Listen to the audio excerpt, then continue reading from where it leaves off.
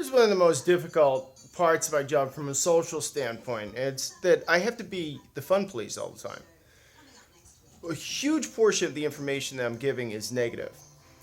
And after a while, you just feel like a dick. I don't berate people. I'm not pretentious about it. I'm none of this stuff. It's all pragmatic, and everything I tell people to do, it's for a reason. None of it's superfluous. It's all for a reason.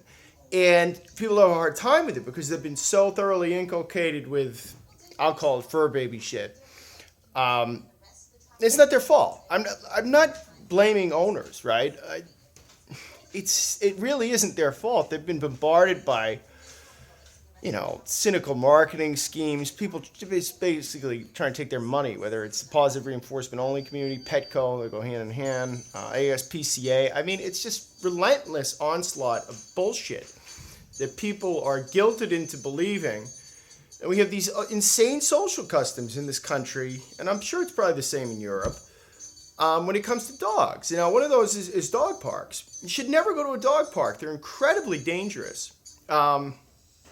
Elvis, who just decided to fuck off and get off his place, but he's 11, so semi-retired, I guess. Right, Elvis? We got 10 minutes out of you. He almost got killed once. I mean, literally, this was like 8 or 9 years ago. I knew better. I shouldn't have been in there. I was in there with another dog trainer, actually, and we couldn't get the dog off him for like 2 minutes. It was horrific. I thought the dog had him by the throat. I thought he had him by the jugular. So there's a reason, man. Your dog's just going to pick up bad habits in a dog park. I don't want to get too into that specifically. There's reasons why you want to keep them off the bed and the furniture, why you want to, like, in the house. Look, this is how the dogs hang out here a lot of the time. I'm not like, they're not. If I had them all on the couch right now, or let's say that we didn't have a system here that was organized and they were in the kennel or placemat or training or walking or doing something, they were all just hanging out. Do you know how many dogs would be dead by now? They fight over shit like that, and just in general. And a lot of them don't know how to behave. Dogs get as much freedom as they can handle.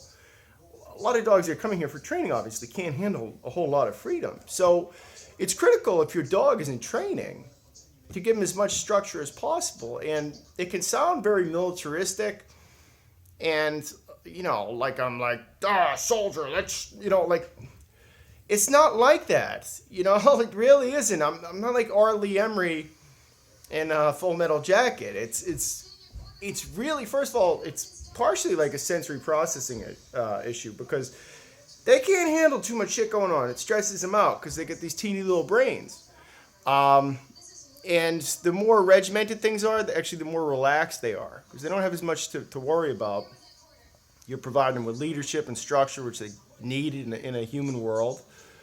But that hyperstructure, it's people think of it almost like it's a form of subjugation. Keep them in their place, keep them in check. No, that's not really what it's about. It's much more nuanced and complex than that. And everything we do is for a reason. But I just want to say, and I don't berate people. I don't give them a hard time. And if they can, I give them the information. If they decide not to use it, all right. If you want to disregard everything I say, just don't blame me, I guess. I don't know if things go south. But it's for a reason. And it's not your fault. It's not owners' fault if they're doing silly shit with their dogs. Because they don't know any better. No one comes out of the womb knowing this stuff. Okay? But they need a lot of structure. And I have to swim against the tide when it comes to all the bad ideas people already have when it comes to dogs. So I'm not doing it to be a dick.